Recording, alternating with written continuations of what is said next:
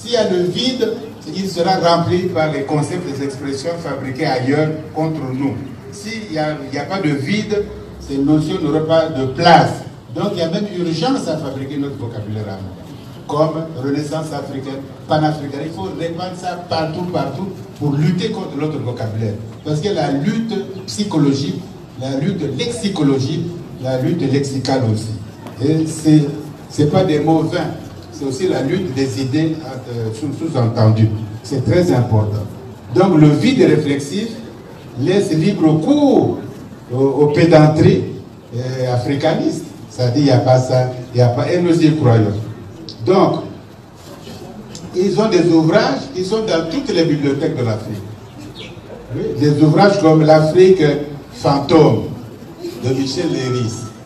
Mais si tu es déjà l'Afrique fantôme, je suis jeune, je lis ça, je n'ai pas assez d'esprit critique, je suis en seconde, en première, je lis un livre gros comme ça, l'Afrique fantôme, mais ça me paralyse.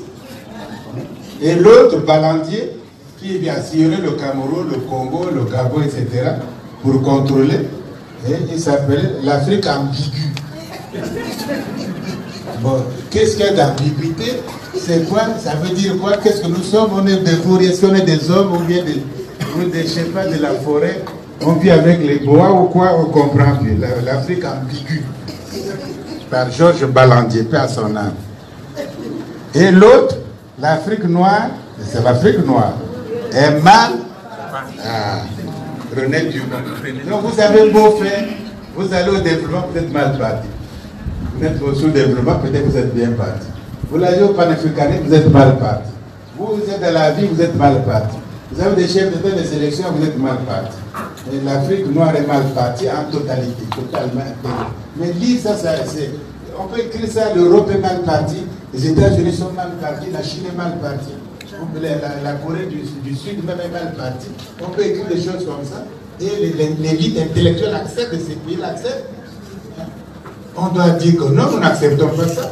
Il faut faire les fondations comme celle du prince Doumé, qui dit que nous n'acceptons pas ce vocabulaire non seulement injurieux, mais ignare. Il traduit plutôt l'ignorance de ces gens qui n'ont aucune compétence de parler de l'autre.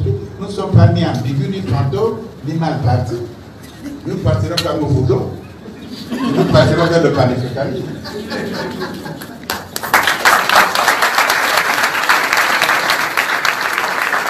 Vous voyez bien que ça, c'est des mauvais livres. Il ne faut pas les lire. Voilà pourquoi, quand on parle de l'Afrique, on a des qualificatifs qui détonnent. On dit l'Afrique désenchantée. L'Afrique écrasée. L'Afrique vampirisée. Ce sont des titres d'articles ou de livres là. Gosselin a écrit l'Afrique désenchantée. Gosselin. N'est-ce pas? Les livres qu'il faut lire, Africa must unite. Kwame Nkrumah, l'Afrique doit s'unir. Voilà les problèmes. Que la jeunesse de l'Afrique must unite. C'est une urgence, c'est ça notre problème. Vous, chez Anta Diop, qu'est-ce qu'il a écrit? Il a écrit les fondements culturels, techniques et industriels d'un futur État fédéral d'Afrique noire en 1960. Donc il a déjà posé les fondements culturels de l'État fédéral. Il a posé les fondements techniques et industriels.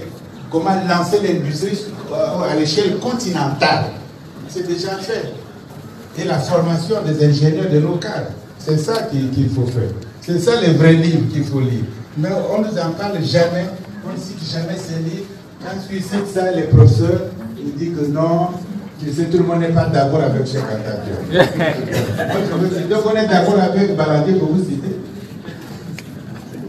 La façon dont vous percevez votre passé détermine la façon dont vous percevez votre présent et votre futur.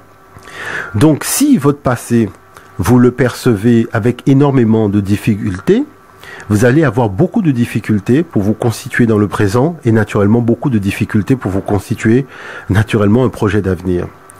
Le fait de créer cette espèce de frustration sans raison sur je dirais le passé de l'Afrique entretient un malaise et je le vois bien que il y a un malaise au fur et à mesure que je parle et que je m'entretiens avec les gens, je vois bien qu'il y a un malaise. Il y a un malaise parce que la vision qu'on a de notre passé, qui ne correspond absolument pas à la vérité, qui ne correspond pas du tout à la vérité, hein, c'est un passé imaginaire totalement négatif qui a été constitué pour servir les intérêts du colonialisme. Et c'est quand même assez surprenant de voir que des gens, peu importe leur qualification, leur niveau de formation, leurs compétences, tombent dans le panneau avec une extrême grande facilité. C'est-à-dire qu'aujourd'hui, je ne peux pas dire que parce que quelqu'un est bac plus 8, il ne va pas me sortir de débilité sur l'histoire de l'Afrique. C'est-à-dire qu'il n'y a plus de limite, je dirais, dans l'art de prendre conscience d'une chose qui est très simple. Dans un conflit colonialiste, l'histoire est vécue et écrite par le dominant sur le dos du dominé. Donc maintenant, si le dominé pense que le dominant dit même 40% de vérité dans ce qu'il raconte, je dis que dans ce cas-là, il n'y a plus qu'à aller se creuser sa tombe et aller s'enterrer, parce que ça veut dire que vous n'avez plus rien à faire sur la planète Terre, vous êtes incompétent et que vous n'avez rien compris ce qui se passe sur la planète. Sur la planète, il y a des affrontements d'idées. Et les affrontements d'idées reposent particulièrement sur une perception claire, nette et définitive de la vérité. Quand les maires, que ce soit le maire de Soissons, le maire d'Angers, le maire de Montpellier, beaucoup de maires m'ont invité pour faire des débats sur l'historiographie des razzias négrières et de l'esclavage. Vous voyez que moi, quand je m'exprime, je donne le point de vue africain. Le point de vue africain, on n'emploie pas le mot traite. Regardez bien, je vous dis l'historiographie des razzias négrières européennes et de l'esclavage. Vous m'avez pas entendu dire le mot traite. Parce que le mot traite fait partie d'une thèse défendue par mes adversaires. Donc, compte tenu du fait que je ne rentre pas dans cette thèse-là, je n'emploie même pas le vocabulaire de la thèse que je combats. Maintenant, la chose qui se passe, c'est que, sans se poser la question des paradigmes, sans se poser la question des thèses, des arguments, on utilise les mots, je dirais, des autres, sans se poser la question, est-ce que ce mot-là convient vraiment à ma thèse? Non, chaque thèse a ses mots, a son vocabulaire et sa perception des choses. Et c'est pour ça que nous, on a un terme qui définit le colonialisme et l'esclavage qui s'appelle le yovoda. Je prendrai le temps de vous expliquer ce terme-là. Parce que le yovoda, ça veut dire vraiment tout le préjudice humain que nous avons subi de par l'avènement de l'Europe.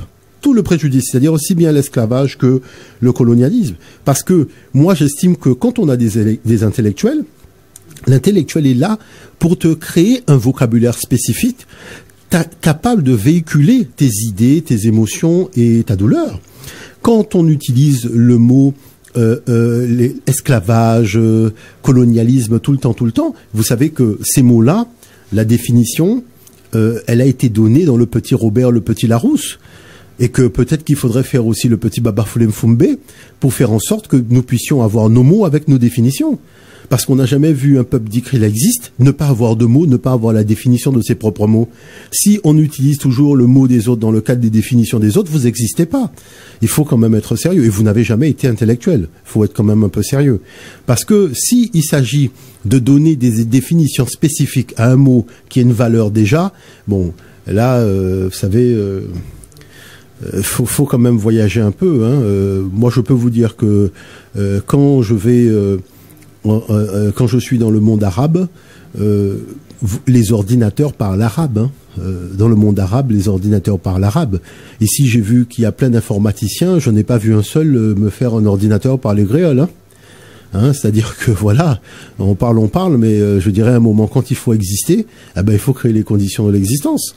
Donc, tout ça pour dire que le fait, je dirais, de générer de la pensée, c'est générer des concepts, générer des mots qui vont embrasser une définition qu'on va leur donner, sans être toujours dans la définition des autres. Bon, il faut faire ça, parce que c'est ça qui donne à l'enfant le respect de lui-même. Comment voulez-vous demander à un enfant de se respecter quand vous ne lui avez pas appris à respecter l'univers culturel, historique dans lequel il fait partie? Vous êtes en train de fatiguer l'enfant en disant qu'il est descendant d'esclaves. Nous sommes descendants d'esclaves de quoi? Nous sommes descendants d'esclaves de quoi? Des gens qui étaient combattants tous les jours. Nous sommes des descendants de combattants. Arrêtez de raconter les bêtises des gens. Le gars est là pour te dire esclave. Pourquoi tu répètes les bêtises de la personne? Si on était des descendants d'esclaves, pourquoi on a fait 1848? Pourquoi on a fait 1848? On a fait 1848 parce que c'était des combattants au combat pour un idéal civilisationnel qui n'est peut-être pas compatible avec celui du propriétaire. Donc nous sommes des descendants de combattants. Voilà. Nous sommes des descendants d'individus qui faisaient partie de grands royaumes africains. Et nous nous sommes retrouvés ici dans un contexte de combat.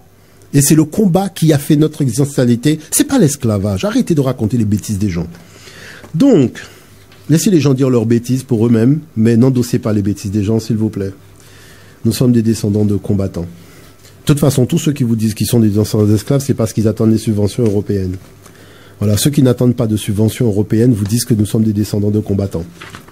Voilà, il faut comprendre les choses maintenant. C'est celui qui paye qui oriente le discours de celui qui dit. Celui qui dit... Moi, de toute façon, vous savez quoi, je dis ça aux jeunes de l'université. Hein. Quand tu invites quelqu'un, commence par te poser la question qui le paye. Parce qu'en fonction de qui le paye, tu peux déjà savoir ce qu'il va te dire. Voilà, c'est tout. Voilà, puisque c'est la politique du ventre.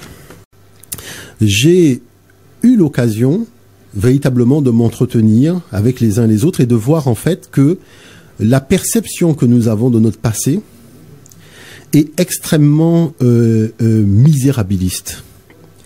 Mais vraiment extrêmement misérabiliste. Ça me rappelle ce jeune qui avait été interviewé en Guyane par les médias. Et on lui a demandé, mais aujourd'hui on dit que la colonisation est positive, qu'est-ce que tu en penses vraiment? Et le jeune répond, vous savez, un jeune qui est au collège, hein, bon, il répond en disant, vous savez, moi je pense que ces sujets-là, on n'a pas vraiment abordé ça à l'école, c'est des choses dont on parle pas. Voyez-vous, donc c'est plus à l'extérieur. Bon, quand on écoute la radio, on voit un peu les journaux, qu'on entend parler d'histoires de colonisation positive, tout ça. Mais à l'école, c'est pas des sujets qu'on aborde. Bon, mais moi là, ce que je peux dire, donc le journaliste lui dit, mais toi personnellement, est-ce que tu penses que c'était positif, négatif? Quel est ton point de vue? Il dit bon, moi je sais pas trop si c'était. Moi, la seule chose que je vois, c'est que les Européens ont quand même apporté quelque chose. Et le journaliste demande à l'enfant, et qu'est-ce qu'ils ont apporté? L'enfant répond, l'eau. C'est au-delà du réel. L'enfant répond l'eau. C'est-à-dire que, qu'est-ce que vous voulez répondre à ça? Avant l'arrivée des Européens, l'Afrique ne buvait pas d'eau. Et comment il est en vie alors s'il ne boit pas d'eau? Comment voulez-vous que des adultes, des gens qui ont 40 ans, des gens qui ont 50 ans, des gens qui ont 60 ans, vous font une réponse identique à la réponse de ce jeune qui vous dit que l'Européen arrive en Afrique et il apporte à l'Africain l'eau. Mais le cerveau, là, il fonctionne plus. Il est quoi? Il est en jachère. L'encéphalogramme est plat. Qu'est-ce qui se passe? Je veux bien que il y ait ce qu'on appelle l'aliénation culturelle, mais il y a quand même encore 2 neurones qui fonctionnent dans le cerveau des uns et des autres. Ces 2 neurones doivent pouvoir s'exprimer. Il faut, je dirais, se fixer des limites dans la bêtise. Vous voyez? Alors, voilà que des gens, des adultes, je dis bien des adultes, vous disent que avant, les gens buvaient de l'eau dans leurs mains et l'Européen apportait le verre. Et qui fait que maintenant, on peut boire de l'eau dans un verre. Mais vous savez, je vais vous redire une chose qui est vraiment très simple. Nous n'avons pas de musée. Et parce qu'on n'a pas de musée, c'est pour ça que nous véhiculons des ignominies. Parce que quand on a fait l'exposition Soudan à Paris, à l'Institut du monde arabe, si vous avez l'occasion de trouver un jour le guide de cette exposition, d'accord? L'exposition Soudan à l'Institut du monde arabe, oh, c'est quelque chose qui doit remonter bien à 8-9 ans quand même, hein? Bon, c'est quelque chose, voilà, qui remonte. J'ai pris avec moi des gens, donc près d'une centaine de personnes, parce que vous savez, là-bas, si vous emmenez pas les Antillais au musée, ils vont pas y aller, hein, parce que le fait d'avoir grandi à un endroit où il y en a pas, quand nous arrivons dans le Nord, aux États-Unis, au Canada, où il y a des musées, les gens vont partout, ils vont naturellement à la galerie marchande, puisque c'est ça qu'ils connaissent, Bouekadi. Mais en ce qui concerne la culture, c'est-à-dire le fait d'aller se cultiver, cette direction-là n'existe pas dans le cerveau, hein, ni des Guadeloupéens, ni des Martiniquais, ni des Guyanais, ni des Réunionnais. Ça n'existe pas dans leur cerveau. La case cultivons-nous, c'est une case qui a été supprimée par le colonialisme. Abrutissons-nous, oui. Là, il n'y a aucun problème. Boire, manger, midi, minuit, rimer, sauter, mater, rifo, machin, fouter la blague, il n'y a aucun problème. Mais se cultiver, maman. Bref. Toujours est-il que, voilà que j'organise une visite. C'est-à-dire, je vais voir les gens, je leur dis, écoutez, l'exposition va bientôt se terminer. Je vous invite à venir faire à passer une après-midi avec moi. Et nous allons visiter cette exposition, qui est l'exposition Soudan, qui parle de nos ancêtres soudanais, qui sont à l'origine de l'Égypte ancienne. Mais là, la particularité, c'est que l'exposition est focalisée sur le Soudan. Pas sur l'Égypte, mais sur le Soudan. Bon. Nous étions, ça m'a fait plaisir parce que nous étions quand même assez nombreux. Il y avait un peu plus d'une centaine de personnes. Donc, je crois que on a dû faire 3 groupes de 50 personnes. 3 groupes de 50 personnes. Donc, ce qui montre que quand on sensibilise les gens à une certaine réalité, les gens sont réactifs. C'est parce qu'on les sensibilise pas que les gens ne bougent pas, quoi. Ils sont dans bois les laits. Mais quand on sollicite les gens et on essaye de toucher le sens des responsabilités qu'ils ont encore, ben là les gens comprennent. Bon, allez, on vient en famille. Mutunde a raison et nous invite à nous cultiver un peu, à découvrir des choses sur notre passé. Bon, allons-y. Voilà que je suis dans le musée. Nous voyons des choses extraordinaires. C'est-à-dire tout ce que les gens pensaient être l'apanage du roi de France, hein, ils découvrent que en fait, ça existait bien avant au Soudan. Ça existait bien avant au Soudan. Je tiens quand même à rappeler que le roi soleil, c'est quand même un terme soudanais, hein, parce qu'au Soudan il y a du soleil. Hein. Là-bas, au château de Versailles, il y en a pas. C'est le roi neige, d'accord. Donc si le gars fait le roi soleil, là où il n'y a pas de soleil, c'est qu'il a été en contact avec nos ancêtres. Bon. Et la chose, et nos ancêtres s'habillaient en rouge et blanc, et ils s'habillent comment lui aussi en rouge et blanc, d'accord. Nos ancêtres mettaient une couronne sur la tête, et il met une couronne sur la tête, il est assis sur un trône, il a un trône, ils avaient un sceptre, ils ont un sceptre. Donc tout ce que nos ancêtres avaient, eh ben ça s'est retrouvé comme par hasard sur la tête de Louis XIV et de Louis XVI, qui fait le roi soleil aussi, attention, hein, bon. Donc c'est pour vous montrer quand même que il y a des correspondances en histoire qu'il ne faut pas ignorer, puisque le château de Versailles a été construit sur les plans de la cité d'Akhenaton, du pharaon Akhenaton. Bon, comme ça a été démontré par le professeur Adjamabo, donc à Centrale. La chose qui se passe, c'est que dans cette exposition Soudan, la première chose qui a marqué les gens, c'est l'existence des sceaux. C'est-à-dire que quand le roi fait un texte, il y a un sceau en cire, et avec sa bague, il met un coup de bague dans la cire, et comme ça, ça veut dire que c'est un sceau royal qui possède la bague du roi, et comme ça, on ne peut pas jouer à ce niveau-là. Donc, qui fait que ce qui s'est passé, c'est que les gens ont été très surpris de découvrir ça à ce niveau-là. Maintenant, la deuxième chose qui a marqué les gens, ce sont les verres. Parce que la verrerie est une invention du Soudan. La première fois qu'on a fait des verres, c'était au Soudan. Donc, les gens étaient surpris de voir les verres du Soudan qui sont décorés. C'est-à-dire que ce qu'on appelle la peinture sur verre a été inventée au Soudan. Mais nous étions en train de voir des choses qui dataient de 5000 ans. Et là, les gens avaient des larmes sur les yeux. Vous voyez, ils avaient des larmes sur les yeux.